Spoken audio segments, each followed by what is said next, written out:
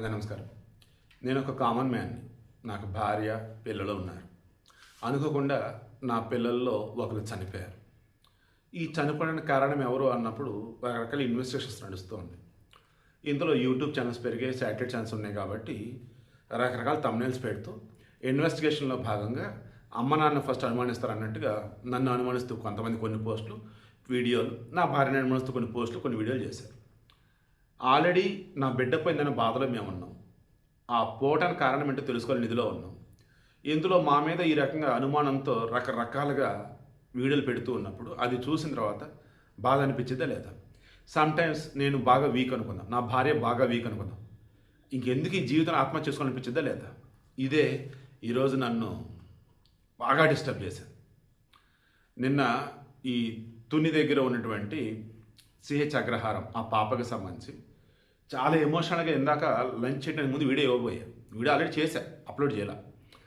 Then నాకు అనిపించింది, నాకు వద్దు, మన అనుమానించాలి వద్దు. పెద్దల విషయం అంటే ఓకే, పిల్లల విషయంలో ఎస్పెషల్లీ కన్న బిడ్డల విషయంలో అమ్మనో నాన్ననో తప్పు పెడుతూ అనుమానం అన్నట్టు ఇక నుంచి ఒక్క వీడియో కూడా ఇవ్వద్దు. పోలీసులు చెప్తే అప్పుడు మాట్లాడదాం. మీన్వైల్ ఈ అమ్మా నాన్నకి వాళ్ళ బిడ్డలకు సంబంధించి ఒకవేళ చనిపోతే చనిపోవడానికి రీజన్ ఏంటి కనుక్కోవడానికి సలహా ఇద్దాం.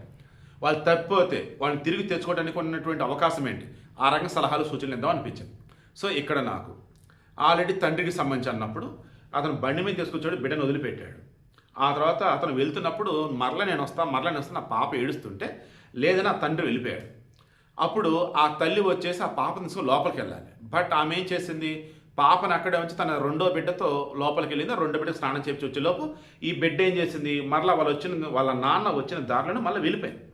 ఇలా వెళ్ళిన మూమెంట్లో ఇక్కడ వాళ్ళ నాన్న ఆయనతో పాటు ఇంకా అతను ఉన్నారు. వాళ్ళిద్దరు కలగలిపి ఆల్రెడీ వెళ్ళిపోయారా, లేదా ఆ వెళ్ళే దారిలో ఎవరన్నా అక్కడ ఉంటే ఆగి మాట్లాడుతూ ఉన్నారు. ఎందుకు, ఈ పాప వెళ్ళిన తర్వాత పాపతో పాటు కుక్కగోడు వెళ్ళింది. ఆ తర్వాత వచ్చేసి చాలాసేపటి తర్వాత ఒక మతిస్థిమితో సరిగా లేనటువంటి వ్యక్తి అతను మరి ఎలా గుర్తుపడతాడు వెళ్ళాలంటే గుర్తుపట్టాడంట. ఈ పసిబిడ్డని, ఆ పసిబిడ్డ కుక్కని గుర్తించి ఏంటి అడవిలో ఉన్నారు, కొండల్లో ఉన్నారు, రండి అని చెప్పేసి అన్నప్పుడు ఆ కుక్క ఈయన మీద కరవబోతే ఇతను తప్పించుకొని వచ్చాడని చెప్పేసి ఈమెగా చెప్పాడు. తెలిసి చెప్పాడా, తెలియక చెప్పాడా? ఒకవేళ మతిస్థిమిత సరిగా లేదు కాబట్టి ఆ బిడ్డని ఎవరైనా ఎత్తుకెళ్తుంటే అది చూసి ఎలా చెప్పాడా తెలియదు. అతన్ని ఒక సైకాట్రిస్టో ప్రొపర్లీ విచారణ చేస్తే అతను అసలు ఏం చూసాడు ఏంటి చెప్పగలుగుతాడు. కమింగ్ టు ఈమె పేరు భవానీ, సిస్టర్ భవానీ. మీరు చూస్తే చిన్నపిల్లలా ఉన్నారు. మేబీ పిల్లల్ని ఎలా పెంచాలి ఏంటి మీకు ఐడియా లేకపోవచ్చు. ఎందుకంటే లవ్ మ్యారేజ్ అంటున్నారు, ఓన్లీ మీ భర్త మీరు బిడ్డలు కలిసి ఉంటున్నారు, ఆ పామాయిల్ తోటలో ఉంటూ ఉన్నారు కాబట్టి చుట్టుపక్కల ఎవరూ లేరు కాబట్టి అంతా మనమే ఉన్నాం, ఇంకేమైంది అన్నట్టు మీరు ఉన్నారు. కానీ బిడ్డ కనపడలేదు అన్నప్పుడు మీరు ఇమీడియట్గా రియాక్ట్ అవ్వాలి. ఏమైంది ఏంటి వెతకాలి, మీ ఆయనకి ఫోన్ చేయాలి. ఎవరో కింద కామెంట్ పెట్టారు మీ ఫోన్లో రీఛార్జ్ లేదని. సో రీఛార్జ్ లేదు అంటే నాకు అది కొంచెం నమ్మాలనిపించట్లేదు. మేబీ రీఛార్జ్ అయిపోయి ఉండొచ్చు మీది. బట్ రీఛార్జ్ అయిపోయినా కానీ వీళ్ళకి ఎవరో చెప్పి ఇమీడియట్గా వెతకాలి. మీరు ఎందుకు వెతకలేదు, ఒకవేళ వెతుకున్నట్టయితే ఇమీడియట్గా పోలీసులు తెలియాలి కదా. ఈ మతిస్థిమిత లేని వ్యక్తి మీకు ఎంతసేపుకి చెప్పాడు? ఆ తర్వాత మీరు వచ్చేసి మీ హస్బెండ్కి ఫోన్ చేసి చెప్పారు అలానో, ఈ లోపు ఆయన వచ్చారన్నారు, మొత్తం వెతికారన్నారు, ఎక్కడ కనపడతలేదు అన్నారు. ఈ లోపు వచ్చేసి 3 రోజుల తర్వాత కుక్క వచ్చింది. ఆ తర్వాత ఫస్ట్ వచ్చి మిమ్మల్ని కరవటానికి కావచ్చు, లేదన్నప్పుడు బిడ్డ అక్కడ ఉంది, వెళ్దాం చూసుకుందని చెప్పేసి ఒక తల్లిగా మిమ్మల్ని అడగటం కావచ్చు, మొత్తం కుక్క మిమ్మల్ని మీ డ్రెస్ని లాగటం జరిగింది.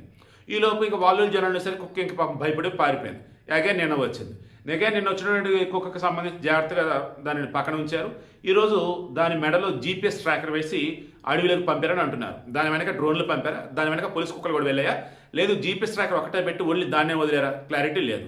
బట్ అంతిమంగా ఈ వీడియోలో నేను చెప్పదలుచుకుంది ఏంటంటే తమ్ముడు గణేష్ అండ్ సిస్టర్ అఫ్కోర్స్ భార్యాభర్తలు కాబట్టి నన్ను ఎలాగైనా అనుకోండి, మీ ఇంట్లో పెద్ద మనిషి అనుకోండి, గణేష్ అండ్ భవానీ ఒక్కసారి మీ ఇద్దరు భార్యాభర్తలు కూర్చొని, భార్యాభర్తలు ఎవరొద్దు మీరిద్దరే కూర్చొని ఆ రోజు గణేష్ బిడ్డను వదిలి వెళ్ళిన తర్వాత అగైన్ భవానీ గణేష్కి ఫోన్ చేయడానికి మధ్యలో భవానీ ఏమేమి చూసింది, ఏమేమి చేసింది, ఇది ఒకసారి క్రాస్ చెక్ చేసుకోండి. ఈలోపు బిడ్డ కనపడతలేదని ఎప్పుడు గుర్తించారు, బిడ్డ పలానా చోట ఉందని చెప్పి మతిస్థిమితి లేని వ్యక్తి చెప్పడం అంటున్నారు కదా, అతను ఏమని చెప్పాడు, ఈ మధ్యలో ఎంత టైం ఉంది, ఇది ఒకసారి క్రాస్ చెక్ చేసుకోండి. ఖచ్చితంగా బిడ్డ ఆనవాళ్ళు ఈ వేలో వెతికితే మీకు దొరకవచ్చు. అమ్మ నాన్న గణేష్ అండ్ భవానీ పక్కన కూర్చొని పిన్ టు పిన్ మీరు చెక్ చేసుకుంటూ వెళ్ళండి. ఖచ్చితంగా బిడ్డ ఆచుకు దొరికే అవకాశం ఉండొచ్చు. ఈ వీడియో చేసిన మరలా క్రాస్ చెక్ చేస్తే అప్డేట్ అయితే ఏమీ రాలేదు. బట్ ఐఆమ్ షూర్ ఈ అమ్మా నాన్న ఇద్దరిలోనే బయటికి చెప్తే ఏమైంది ఏంటని మొత్తానికి ఏదో రహస్యం దాస్తూ ఉన్నారు. వీళ్ళని ఎక్కడ తిడతారనో, లేదా తక్కువ చేస్తారనో, లేదా పోలీసులు ఏమంటారో అని. దయచేసి ఏమొద్దు, అంతా వెతుకుతుంది మన చిన్ని పాప జాను కోసమే, జాహ్నవి కోసమే, జ్ఞానేశ్వర్ కోసమే. కాబట్టి భవానీ గణేష్ పోలీసులు కోఆపరేట్ చేయండి, మీకు తెలిసిన అన్ని నిజాలు చెప్పండి. ఎందుకంటే మీరు ఏ చిన్న పాయింట్ వదిలినా కేసు సాల్వ్ కాదు అండ్ బిడ్డ ఆచూకీ తెలీదు. అది మీరు చిన్న పాయింట్ అనుకుంటుంటారు, బట్ కేసుకి అది లీడ్ పాయింట్ ఏది. ఒక్కసారి ఆలోచించుకోండి. మీరు చూసే చిన్నవాళ్ళు ప్రేమ పెళ్లి చేసుకున్నారు, బిడ్డలని ప్రాణంగా కాపాడుకుంటున్నారు.